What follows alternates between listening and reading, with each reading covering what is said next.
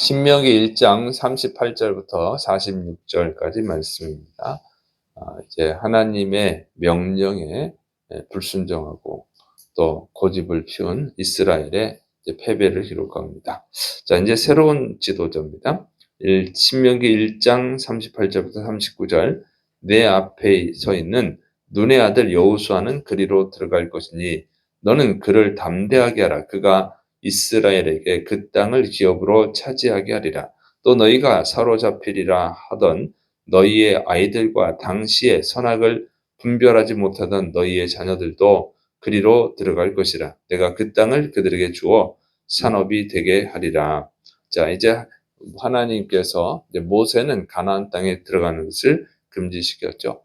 그리고 나서 모세를 대신해서 이스라엘 민족을 이끌고 가나안 땅으로 들어갈 자로 이제 여호수아를 세워 주신 것입니다. 그래서 하나님은 대책 없는 분이 아니라 모든 대책을 가지고 계신 분이죠. 그래서 이제 이 여호수아는 갈렙하고 함께 가나안 땅을 정탐했고 그 가나안 땅을 정복할 수 있다. 이렇게 백성들에게 선포했던 믿음의 사람입니다. 그래서 이제 이 여호수아를 모세 대신에 세우셨어요.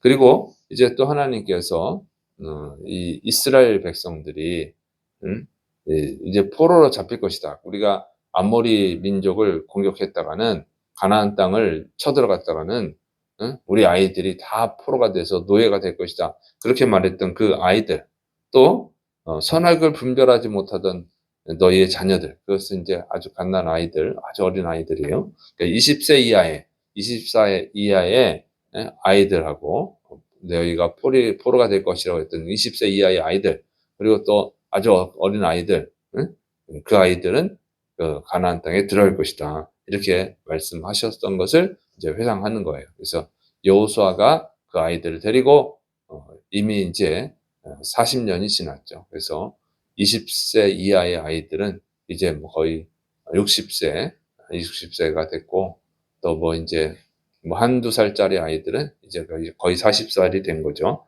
그래서 이제 그들을 데리고 여호수아가 가나안 땅을 정복할 것이다. 이렇게 말씀하신 것입니다. 그리고 벌써 이제 40년이 지났으니까 이제 하나님의 약속이 이루어지고 있음을 보여주고 또 그 아이들이 보호가 됐기 때문에 하나님께서 이제 가나안 땅도 완전히 정복할 수 있음을 교육하고 있는 것입니다. 두 번째로는 이제 그 하나님의 그 징계를 거부한 그 불순종한 자들에 대한 내용입니다. 신명기 1장 40절부터 44절. 너희는 방향을 돌려 홍해 길을 따라 광야로 들어갈지니라 하시매 너희가 대답하여 내게 이르기를 우리가 여호와님께 범죄하였사오니 우리 하나님께서 우리에게 명령하신 대로 우리가 올라가서 싸우리다 하고 너희가 각각 무기를 가지고 경솔히 산지로 올라가려 할 때에 여호와님께서 내게 이르시되 너는 그들에게 이르기를 너희는 올라가지 말라 싸우지도 말라 내가 너희 중에 있지 아니하니 너희가 대적에게 패할까 하노라 하시기로 내가 너희에게 말하였으나 너희가 듣지 아니하고 여호와님의 명령을 거역하고 거리낌 없이 산지로 올라가매 그 산지에 거주하는 아모리 족속이 너희에게 마주 나와 벌떼같이 너희를 쫓아 세일산에서 쳐서 호르마까지 이른지라. 자, 하나님이 이제 이스라엘이 가나안 땅을 정복하라는 명령에 불순종을 했죠. 그리고 가나안 땅을 정복했다. 우리가 다 죽는다. 이렇게 불순종을 해서 그래서 하나님께서 그 가나안 땅을 정복하는 축복을 주지 않고 이제는 다시 광야에서 40년 동안 세월을 생활하다가 다 죽는 그 벌을 내립니다. 그래서 20세 이하의 아이들, 그다음에 갓난 아이들 이런 아이들만 들어갈 거라고 이제 하나님이 그 벌을 내리니까 그 하나님의 그 벌을 받기 싫어가지고 그 징계를 하나님이 내리시니까 그 뒤늦게 이제 후회를 하고 이제 회개를 하고 가나안 땅을 정복하겠다고 자기들이 쳐들어가겠다고 이제 말을 하죠. 그래서 모세는 안 된다. 이제 하나님이 이미 떠나셨다. 하나님이 가나안 정복을 허락하지 않으셨다. 들어가면 너희가 패배할 것이다. 그렇게 이제 경고를 했는데 그 하나님의 경고를 듣지 않고 모세의 말을 듣지 않고 이제 이스라엘 민족의 또 일부가 이 가나안 땅을 쳐들어갔습니다. 이제 아모리 족속을 공격을 한 거죠. 그 결과는 이제 패배하고 호르마까지 도망쳐 나온 거예요. 자, 이것은 이제 하나님이 이미 거두신 일을 다시 해서는 안 된다고 하는 거예요. 가나안 땅을 들어가라고 할 때 들어갔어야 되는데 그때 순종하고 들어갔으면 이겼겠지만 이제 하나님께서 그들이 불순종하고 가나안 땅에 들어가면 우리가 다 죽고 우리 처자식이 노예가 된다고 그렇게 막 원망불평해서 하나님이 그걸 취소해 버렸는데 그때 뒤늦게 아이고 40년 동안 이제 우리가 광야에서 살다가 죽는다고 너무 끔찍하잖아. 차라리 우리가 그러면 가나안 땅을 정복하자 하고 그때 뒤늦게 막 이제 순종하겠다고 한 것에 대한 회상이에요. 그 결과는 패배하고 죽었다는 거죠. 그래서 이것은 뭘 가르쳐 주냐면 하나님이 기회를 주셨을 때 그 기회를 잡아야 되는 것이지 하나님이 기회를 거두셨는데 그때 그 기회를 잡으려고 하면 잡을 수도 없고 안 된다는 거예요. 다시는 하나님이 다시 기회를 주실지 안 주실지는 아무도 모르고 주신다고 그래도 곧바로 안 주고 오랫동안 오랜 시간이 걸리고 또 아예 안 줄 수도 있다고 하는 거예요. 그래서 그 기회를 놓치면 안 된다고 하는 것을 가르쳐 주고 있는 것입니다. 특별히 우리는 이제 영적인 가나안 땅, 천국에 들어가야 되는 것이죠. 그 천국에 들어가려면 하나님이 허락하신 그때 들어가야 되는 것이지 그때를 거부했다가는 다시는 기회를 얻지 못할 수도 있다는 거예요.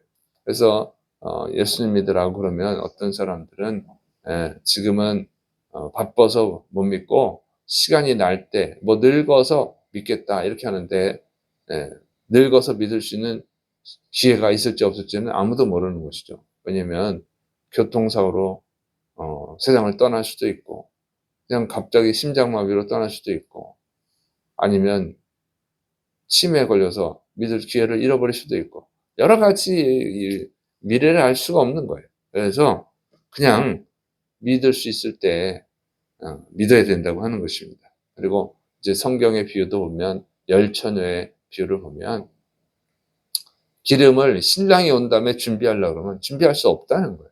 그래서 우리가 미래를 알 수가 없고 시간은 우리의 것이 아닙니다. 하나님이 우리한테 시간을 주실 때, 기회를 주실 때만 그 기회를 잡을 수가 있다고 하는 거예요. 그래서 하나님이 주시는 기회를 미루면, 연장해 버리면 안 된다고 하는 것이죠. 절대로 안 된다고 하는 것입니다. 그리고 그 기회를 잡는 것이 가장 지혜롭고 축복받는 일인 것을 가르쳐 주고 있는 것입니다. 그래서 여러분은 절대로 하나님이 주시는 그 때를 놓치지 않는 자들 되시기를 축원합니다. 그때 순종하고 그때 그 기회를 잡아야 되는 것이죠. 자, 그다음에 이제 이 가짜 회개에 대해서 그러겁니다. 신명기 1장 45절부터 46절 너희가 돌아와 여호와님 앞에서 통곡하나 여호와님께서 너희의 소리를 듣지 아니하시며 너희에게 귀를 기울이지 아니하셨으므로 너희가 가데스에 여러 날 동안 머물렀나니 곧 너희가 그곳에 머물던 날수대로 하니라. 자, 이 하나님의 뜻에 불순종하고 가나안 땅을 정복하려고 했던 자들은 결국 공격했다가 많이 죽었어요. 많은 사람들이 간신히 도망쳐 나와서 이제 살아남은 자들이 하나님 앞에서 막 통곡을 하고 회개를 했습니다. 그러나 하나님은 그들의 기도를 듣지 않으셨다는 거예요. 그 이유가 뭡니까? 하나님의 말씀에 불순종하는데 하나님의 명령에 불순종하는데 그 아무리 운다고 하는데 그것이 회개가 아니라고 하는 거예요. 그것은 그냥 고집이에요. 고집. 고집 부리는 죄를 짓는 것이죠. 자신의 욕심을 채우기 위해서 고집을 피우는 것이고 자신의 욕심을 채우지 못해서 한탄하는 눈물이라고 하는 거죠. 그냥 불순종의 눈물이에요. 그거는. 그러니까 가나안 땅을 이제 정복하면 안 된다고 그러는데도 잘못했다 그러고 회개합니다 하고 쳐들어가는 것은 회개가 아니라는 거예요. 그리고 그래서 실패하고 많은 사람들이 죽고 패배를 했으면 진짜 회개의 눈물을 흘려야 되는데 그 회개가 아니라는 거예요. 이거는 가나안 땅에 못 들어간 거, 기회를 다시 잡을 수 없는 것에 대한 원통한 눈물이라는 것이죠. 그것은 이제 누구예요? 이 에서가 야곱에게 팥죽 한 그릇에 장자의 명분을 팔아버리고, 그래서 아버지 이삭한테 장자의 축복을 받지 못하고 거기에 대해서 막 원통해서 우는 그런 눈물에 불과한 것이다 하는 거예요. 그것은 욕심의 눈물이고 불순종의 눈물이고 끝까지 고집을 꺾지 않는 악한 죄라 하는 것입니다. 그래서 눈물 흘린다고 다 회개가 아니고, 잘못했습니다 한다고 해서 그 회개가 아니라는 거예요. 욕심을 버리고 순종하지 못한 것에 대해서, 순종하지 않은 것에 대해서 죄를 고백하고 순종하는 자가 되기 위한 눈물을 흘려야 그것이 회개의 눈물이지, 여전히 그대로 내가 갖고 싶지 못한 걸 갖지 못해서 우는 눈물은 그냥 죄악의 눈물, 고집의 눈물, 불순종의 눈물이고, 거기에 대해서는 하나님이 그냥 더 큰 징계를 내리시는 것이지 그것을 받아들이지 않는다 하는 것입니다. 그래서 우리는 잘못했어요, 회개합니다, 이렇게 하면 회개인 줄 아는데 그게 아니고, 불순종한 것을 고쳐야지 회개입니다. 하나님의 뜻에 이제 들어가라 할 때 들어가야 되고, 들어가지 말라 그러면 안 들어가야 그것이 회개인 것이지, 이제 들어갈게요, 나중에라도 들어갈게요, 이렇게 하면은 회개가 아니다 그 얘기입니다. 그냥 억지, 고집이다 그 얘기죠. 그래서 하나님의 뜻이 또 바뀌면 그 뜻에 따르는 것이, 내가 원치 않아도 나한테 불리하더라도 거기에 따르는 것이, 그것을 순종하는 것이 진정한 회개인 줄을 믿으시기 바랍니다. 기도하겠습니다. 사랑이 많으신 하나님 아버지, 사랑이 많으신 하나님 아버지, 오늘도 말씀을 통해서 우리를 가르쳐 주시니 감사를 드립니다. 주의 사랑하는 백성들이 오직 하나님의 뜻에 순종하는 믿음의 사람들이 되게 하여 주옵소서. 그것이 나한테 이익이 되든 불이익이 되든 그걸 따지는 것이 아니라 하나님의 뜻에 순종하는 자들이 되게 하여 주옵소서. 또 하나님, 기회가 영원히 있지 않습니다. 하나님, 우리 가족들, 또 친구들, 직장 동료들, 그들에게 이 생명의 복음을 전하게 하여 주시옵소서.